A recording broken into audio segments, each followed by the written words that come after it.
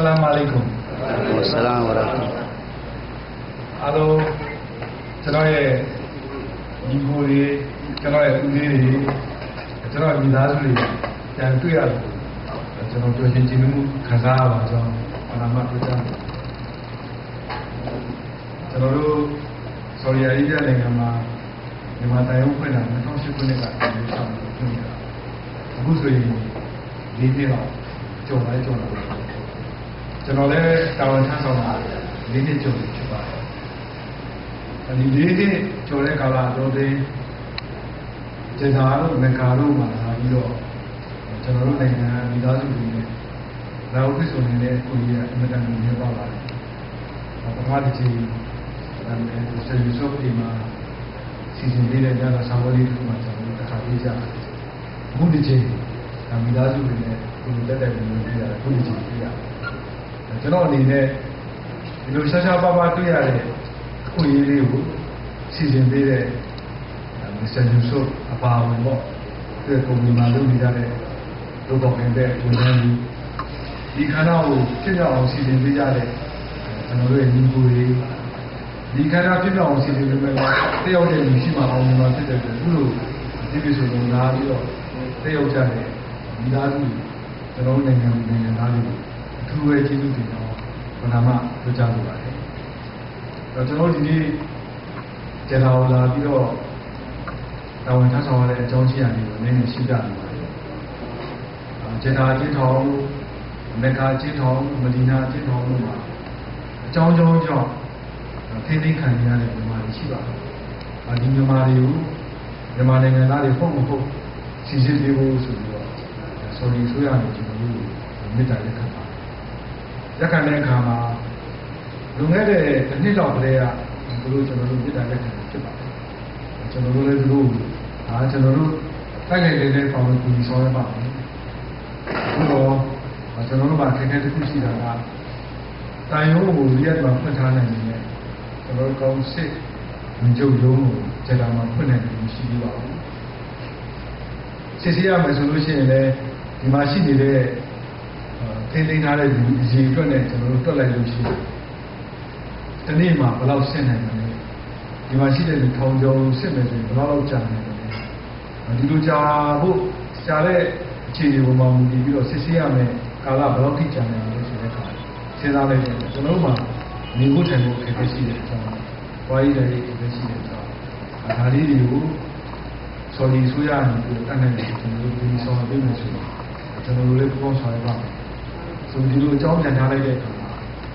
ဆော်ဒီဆိုရလည်းတက်ဆိုင်ရာတော်ရှိတဲ့ဝန်ကြီးဌာနတွေညှိနှိုင်းဆောင်ရွက်ပြီးတော့ဒါကျွန်တော်တို့ပြီးခဲ့တဲ့လမှာအကြောင်းပြန်လာပါတယ်သူတို့စီစဉ်ပြီးလုပ်ထားပြီးဖြစ်ပါတယ်အဲဒါမျိုးကနေဒါနိုင်တဲ့အခြေအနေကိုအကြောင်းပြန်ကြားပြီးပါဆိုတော့ကျွန်တော်တို့တက်ဆွဲတွေပါညှိနှိုင်းပြီးတော့73ရက်နေ့ရောက်တာဖြစ်ပါတယ်ဒီလိုရောက်လာတဲ့အခါမှာလည်းဘာလို့တော့လူလူလေးတွေကသူစီစဉ်ထားတဲ့အခါမှာသူချီရချတဲ့နေရာမှာကျွန်တော်မြင်ရဖြစ်ပါတယ်ခဏ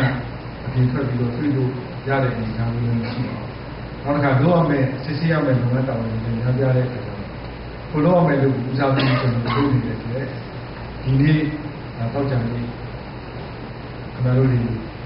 ဝိတုပြီးတော့အားတဲ့အချိန်လေးမှာပြင်ပြီးတော့အခုလိုလေးလေးဆိုစီစဉ်ရတဲ့အတွက်ဘယ်လိုပဲဖြစ်ပါစီစဉ်ပေးတဲ့ Mr. Yusuf တော့တယောက်လာတဲ့လူမျိုးကျွန်တော်အနေနဲ့တကယ်ကိုလိုက်လိုက်လေးကြီးကြီးတင်ပါတယ်လို့ကြားလိုက်ပါတယ်ကျွန်တော်တို့ခုစစ်ဆေးနေတဲ့အခါမှာလည်းဥပ္ပဒါလူတွေပြန်တွေ့ရတယ်စစ်ဆေးနေတဲ့အကျဉ်းတော်များကြီးစစ်တဲ့အခါမှာကျွန်တော်တို့စိတ်ထဲမှာခံစား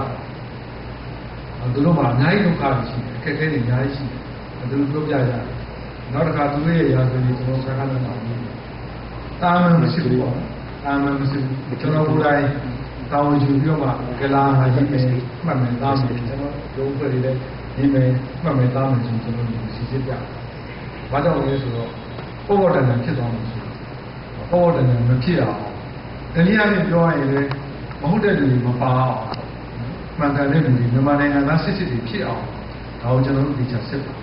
စစ်တဲ့အခါမှာလည်းပဲတချို့တွေကသဘာဝအရလူသဘာဝအရကြောက်လန့်နေတာပေါ့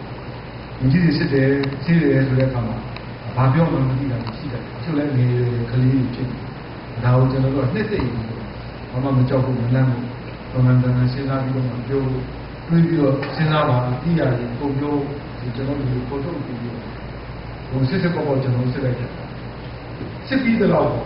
ကျွန်တော်တို့3ရက်လောက်စစ်ထားပြီးတော့အခြားနိုင်ငံသားတွေမပါဘူးကျွန်တော်တို့ခုနိုင်ငံသားတွေလို့လည်း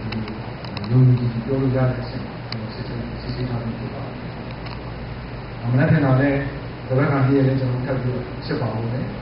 စစ်ပြီးလို့ရတဲ့အခြေအနေတွေပေါ်မှာမြင်ပြီးဆော်ဒီအာရေဗျအနေနဲ့ဒီဌာနတောင်းရှိတဲ့လူတွေထပ်မံတွေ့ဆုံပြီးတော့ကျွန်တော်တို့စီးပွားရေးတစ်ခုပြန်လုပ်အောင်လုပ်ပြီးဒီစီးရင်စရာတွေကျွန်တော်တို့မြန်မာနိုင်ငံပြန်ပို့ပါမြန်မာနိုင်ငံမှာသက်ဆိုင်ရာဒေသကြီးကြီးမှာအထက်မှန်ပြီးတော့လူမှုစစ်တပ်ရဲ့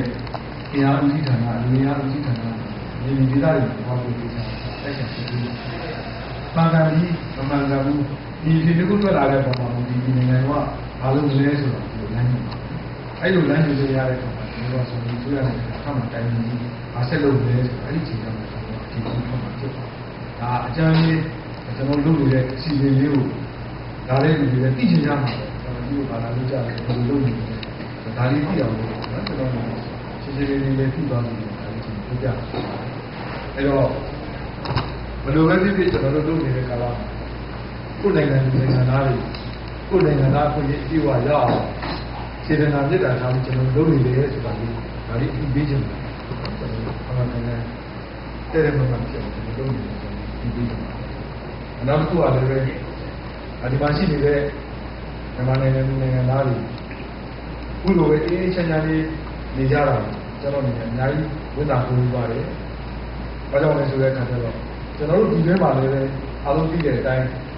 နိုင်ငံရေးအကြောင်းလေးတွေအများကြီးဖြစ်နေပါတယ်။မြန်မာနိုင်ငံရဲ့နိုင်ငံရေးမူဝါဒတွေကြောင်းလဲပြီးတော့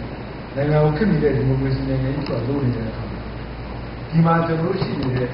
မြန်မာနိုင်ငံသားတွေကအေးအေးချမ်းချမ်းနဲ့စီစီရုံရုံနဲ့ဒီလိုမျိုးနဲ့ဒီလိုသွားမယ်ဆိုလို့ရှိရင်ကျွန်တော်တို့ပြောမှန်းတဲ့ကိုယ်နိုင်ငံသားအဖြစ်တိုင်းရဖို့ကိစ္စတွေအောင်မြင်ဖြစ်လာမယ်ဒီလိုလေးပဲ